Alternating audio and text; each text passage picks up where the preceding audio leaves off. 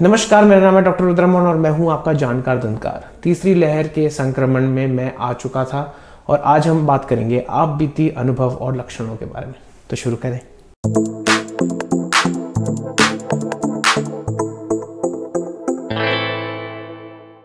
तो जैसा लोग बार बार आपको बोलते रहते हैं कि उनको जो है संक्रमण हुआ था थर्ड वेव में, चाहे वो डेल्टा हो या ओमिक्रॉन, लोगों ने बात बोली कि वो इतना माइल्ड है और ज़्यादा फर्क नहीं पड़ता। देखिए, इस चीज़ को आप हल्के में मत लीजिए, क्योंकि जो है जब मुझे संक्रमण हुआ था तो मुझे जो है पहले कुछ दिन में काफ़ी जो है समस्या आई थी और मुझे काफ़ी जो है वीकनेस हुई थी।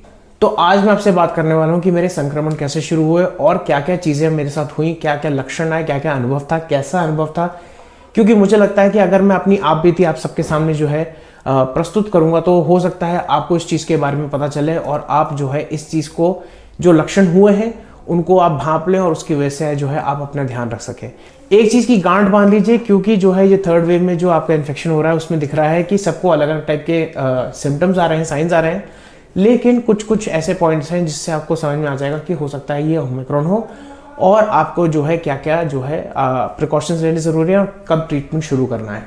तो कहानी शुरू हुई 6 जनवरी 2022 से, जब मेरे को हल्की सी गले में खराश सी लग रही थी। मुझे लगा कि ठंड का मौसम है, हो सकता है मैंने गलती से कुछ ठंडा खा लिया जिसकी वजह से मुझे लग रहा है। तो मैंने जो है प्रीएम्प्टिवली जो है विटामिन सी की गोली खाई और उस टाइम मुझे ठीक लगा।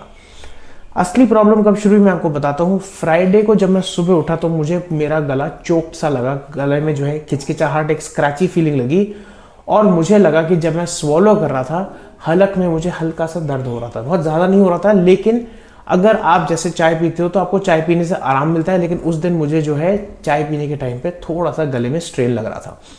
मुझे ये बात पक्की लग रही थी कुछ ना कुछ तो पक्का गड़बड़ है। और मेरे उस दिन पेशेंट्स भी थे। मैंने पेशेंट से अभी उसके बाद जब मेरा संक्रमण हो गया, मेरी सामाजिक जिम्मेदारी ये है कि मैंने उनसे सबसे बात की।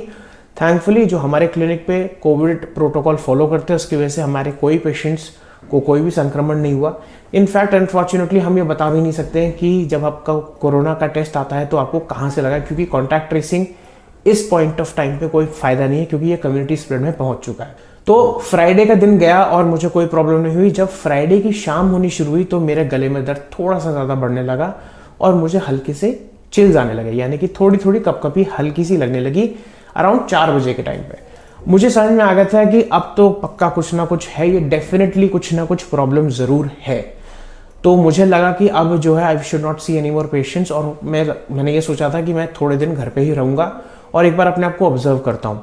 जब तक मैं 5:30, 6, 7 बजे तक जो है घर पहुँचा, मुझे प्रॉपर तरीके से गफलत, जिसको हम वीकनेस बोलते हैं, और फीवरिश लगना शुरू हो गया था। जब मैंने टेम्परेचर चेक किया अपना और मैंने जब जैसे ही टेम्परेचर चेक किया तो मुझे पता चला कि मेरा टेम्परेचर 99.4 था। अब यूजुअली जनरली आदमी इस टाइम पे घबरा जाता है, लेकिन एक चीज़ अच्छी है जो ये बात फैल रखी है कि ओमिक्रॉन या जो भी आपका कोरोना के थर्ड वेव में जो भी संक्रमण हो रहा है वो आपका हल्का इन्फेक्शन है, तो उससे लोग घबराते नहीं है। वरना 99 फीवर पे लोगों को लगता है कि क्या हो गया, पता नहीं क्या करेंगे। डेफिनेटली मुझे लगा कि कुछ ना कुछ है। उसी टाइम पे मैंने अपनी मदर से बात की तो मेरी मदर को भी कुछ कुछ सिम्टम्स हो रहे थे, सेम एग्जैक्ट सिम्टम हो रहे थे कि उनका गला पकड़ रहा था और उनको फीवरिश लग रहा था।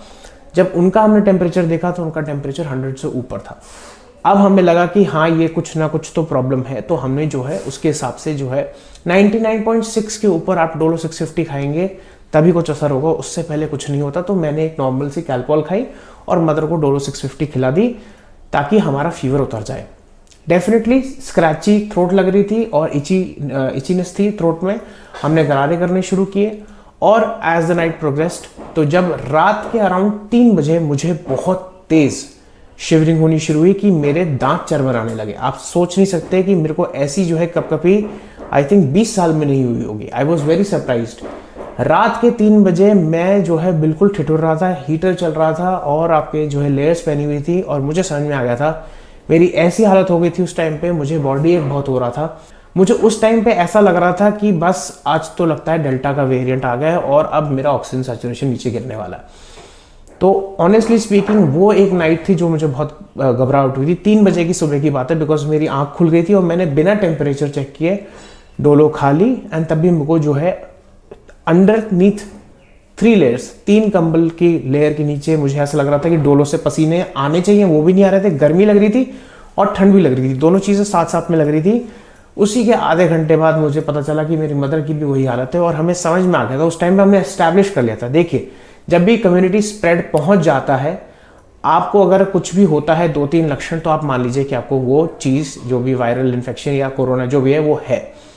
हमने उस टाइम पे डिसाइड किया कि हम अपने आप को कमरे में आइसोलेट करेंगे। देखिए, और एक और चीज़ ये है कि आपको ये नहीं पता कि जो थर्ड वेव में जो भी संक्रमण हो रहा है उसका इंक्यूबेशन पीरियड कितना है। तो आई थिंक घर में ये फैल चुका होगा। तो हमने सबसे इंपॉर्टेंट चीज़ ये की, हमारी जो सोसाइटी है उसमें हमने बात बोली कि देखिए, हम लोग आइसोलेट कर रहे हैं, अब मेड्स नहीं आएंगी और हम जो है अभी RT-PCR टेस्ट करा लेंगे। सबसे पहली चीज़ मैं आपको बताना चाहता हूँ इस चीज़ के बारे में कि आप RT-PCR टेस्ट की वेट मत करिए। अगर आपको लक्षण शुरू हो गए, फीवर शुरू हो गए, please start consulting a doctor. और जो भी आपको डॉक्टर बोले, देखिए डॉक्टर्स बहुत अच्छे होते हैं। मेरे खुद के जो फैमिली फिजिशियन है बहुत अच्छे इंसान हैं, बहुत अच्छे डॉक्टर हैं। उन्होंने हमसे फोन पे बात की, दोनों से, मेरे से और मेरी मदर से, और उन्होंने सारे सिम्टम्स पूछे और डिफरेंट दवाइयाँ दी दोनों के प्रेजेंटेशन के हिसाब से। उन्होंने मुझे ये बात बोली थी कि रुद्रा कि आपका जो है हो सकता है ज़्यादा सिवियर हो, जबकि मदर का जो है सेकेंड डे को फीवर ज़्यादा था। हम लोग 101 पार कर चुके थे। I was on 101.2 and my mother was 101.6। तो ये ऐसी बात है कि इसमें ऐसे माइल्ड फीवर हम 101 को नहीं बोलेंगे, एटलीस्ट सिम्टम वाइज। वैसे कहा जाता है कि ये लो ग्रेड में आता है, 102 के नीचे is considered low grade. But जब आप पेशेंट्स के सिम्टम्स या लक्षण पूछेंगे, जिस तरीके की कभी हुई थी, हो सकता है रात को हमको 102-103 बुखार पहुंच गया होगा। एनीवे, हमने डॉक्टर से बात की। डॉक्टर ने हमें डोलो 650 बोला खाने के लिए एवरी 6th आवर, मतलब 4 बार दिन में। और उन्होंने एक चीज बोली कि एक सिंपल सा फंडा है डॉक्टर रुद्रा, आपको इस चीज का ध्यान रखना है कि फीवर बढ़ना नहीं चाहिए और फीवर टूटना ज्यादा इंपॉर्टेंट है। किसी भी वायरल इन्फेक्शन में अगर आपको फीवर आता है तो फीवर तोड़ना बहुत जरूरी है, क्योंकि फीवर आपका इम्यून रिस्पॉन्स है। और अगर आपका इम्यून रिस्पॉन्स एक्ट कर रहा है और आपका फीवर टूट नहीं रहा है, इसका मतलब वो फीवर जो है, जो इम्यून रिस्पॉन्स है, वो आपकी बॉडी पे हावी हो रहा है। यहीं से जो है आपका जो है डेल्टा में जो प्रॉब्लम शुरू हुई थी, लोगों ने उस फीवर को अनदेखा कर दिया था, सही टाइम पे दवाई नहीं ली थी और फीवर को कंट्रोल करने में जो है उन्होंने कोई प्रिकॉशंस नहीं लिए थे, जिसकी वजह से वो लंग्स तक फैल गया। अब बात करते हैं, हमने कोशिश ये की थी कि हम जो है हर दिन सुबह और रात को सोने से पहले अपने सिम्टम्स मॉनिटर करेंगे। तो मैंने अपने सिम्टम्स मॉनिटर किए। रात को जो सुबह की बात कर रहे हैं हम, डे 2 को सुबह को जो है हमें 101 बुखार था, लेकिन रात तक आते शाम तक आते आते 99.4 हो गया था। अब मुझे फुल फ्लेजेड ड्राई खांसी होने लगी थी। और सबसे गंदा सिम्टम जो मैं आपको बताऊंगा वो है कि बॉडी एक बहुत गंदा हो रहा था।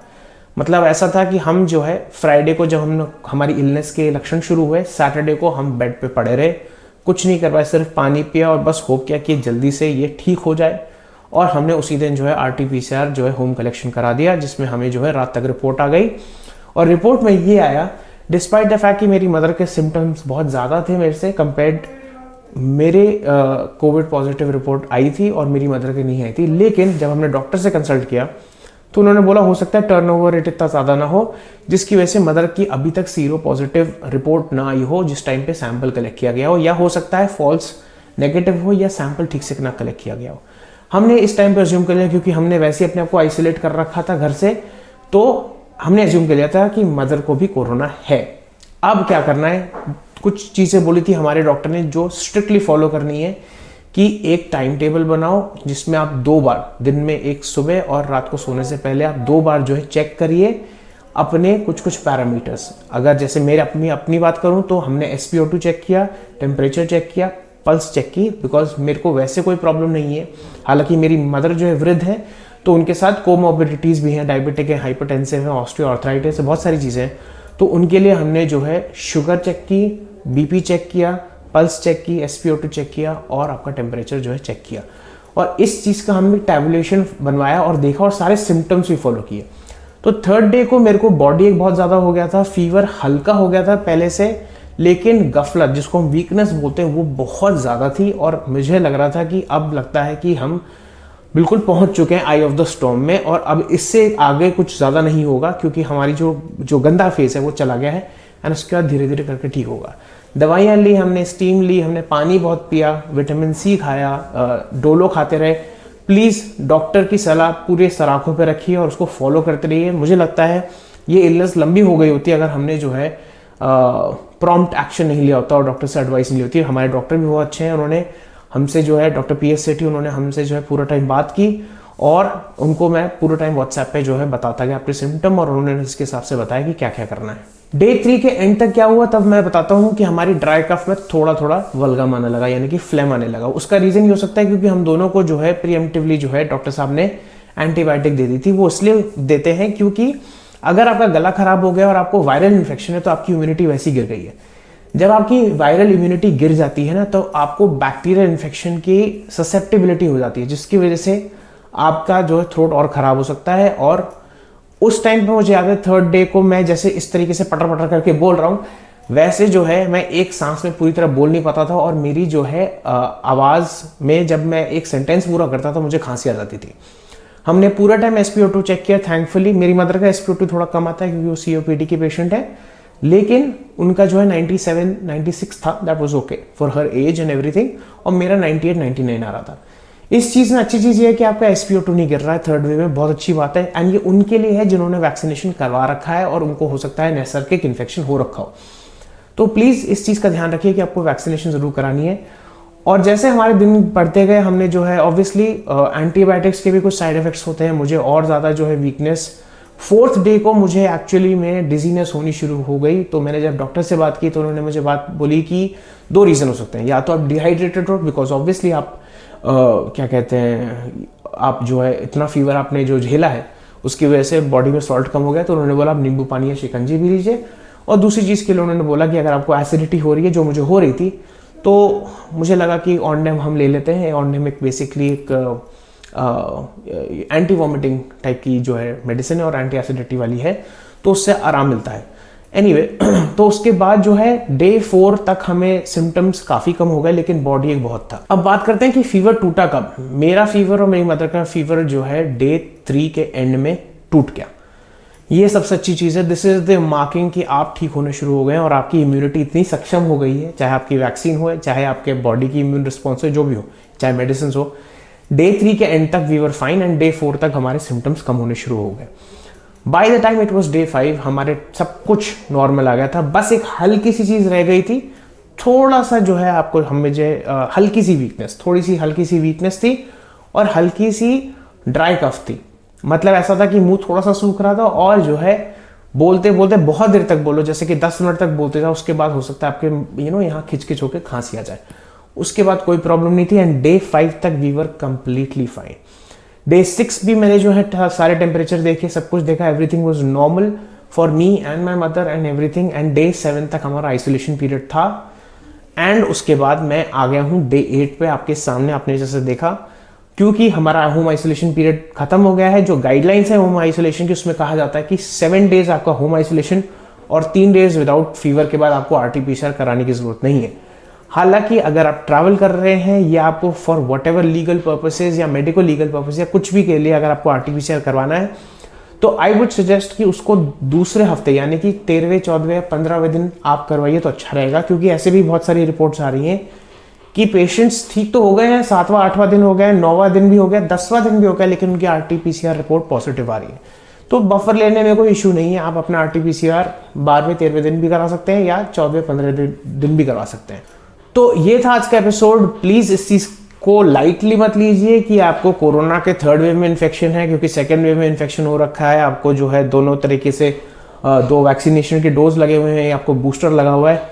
Nothing to do something like that कि आपको जो है अपना गार्ड डाउन करना है। प्लीज इसको हल्के में मत लीजिए। पहले 2 दिन हम लोगों की हालत खराब हो गई थी और आपको इस चीज का ध्यान जरूर रखना है कि प्लीज जैसे ही फीवर या कोई लक्षण शुरू है, प्लीज एक डॉक्टर या अपने फैमिली फिजिशियन या एक कोविड स्पेशलिस्ट से आप बात करना शुरू करिए, उनसे प्रिस्क्रिप्शन शुरू करिए, अपना होम आइसोलेशन शुरू करिए, मेड्स वेड्स को मत बुलाइए और जितने प्रिकॉशंस ले सकते हैं ले लीजिए। मेरे घर पे जो है हमने सारे प्रिकॉशंस लिए थे और हमारे घर वालों को कुछ नहीं हुआ बाकी थैंकफुली। लेकिन मैं बाकी सबसे बोलना चाहता हूँ, अगर आपके घर पे वृद्ध लोग हैं जिनको नहीं हुआ है संक्रमण, तो डेफिनेटली उनका ध्यान जरूर रखिए। ये हल्के में लेने वाली चीज नहीं है। तो ये था आज का एपिसोड। प्लीज लाइक करिए, शेयर करिए, सब्सक्राइब करिए। आप लोगों के सपोर्ट और प्रेम की वजह से और स्नेह की वजह से मुझे कुछ नहीं हुआ, होपफुली और किसी को भी नहीं होगा। देखिए इस चीज की भी एक समझ रख लीजिए कि इतने सारे लोग हैं तो कोई ना कोई तो ज्यादा इफेक्ट होगा। इसका मतलब ये नहीं है कि गवर्नमेंट अपना काम नहीं करी, गवर्नमेंट ने बहुत अच्छा काम किया है। थर्ड वेव के लिए गवर्नमेंट ने बहुत अच्छे से प्रबंध कर रखे हैं। दस्तक पे वैक्सीनेशन हो रही है, बूस्टर डोज हो रहे हैं and we are handling it much better than the last time. तो प्लीज अब जो है सारी सामाजिक जिम्मेदारी आपके प्रबल कंधों पे है। समझिए मेरी बात कि प्लीज़ अननेसेसरी बाहर मत जाइए और प्लीज़ जो भी आपको लक्षण है उस टाइम पे इमीडिएटली डॉक्टर को कंसल्ट करिए। इग्नोरेंस में मत रहिए, एप्रीहेंशन में मत रहिए, बस फ़ोन घुमाइए और डॉक्टर से बात करिए और सेल्फ मेडिकेट मत करिए। अगर आपने वैक्सीनेशन नहीं लगवा रखी है तो प्लीज़ वैक्सीनेशन लगवाइए और सारी जो है कोविड अप्रोप्रिएट बिहेवियर फॉलो करिए। तो ये था आज का एपिसोड। अगले एपिसोड से मैं सारे जो है ओरल हेल्थ चैनल के एपिसोड्स, मौखिक स्वास्थ्य पे वीडियोस बनाने शुरू करने वाला हूँ। आपका स्नेह और आपका प्यार मुझे बहुत जल्दी मुझे ठीक कर दिया and thank you so much. आज के लिए इतना ही। नमस्ते।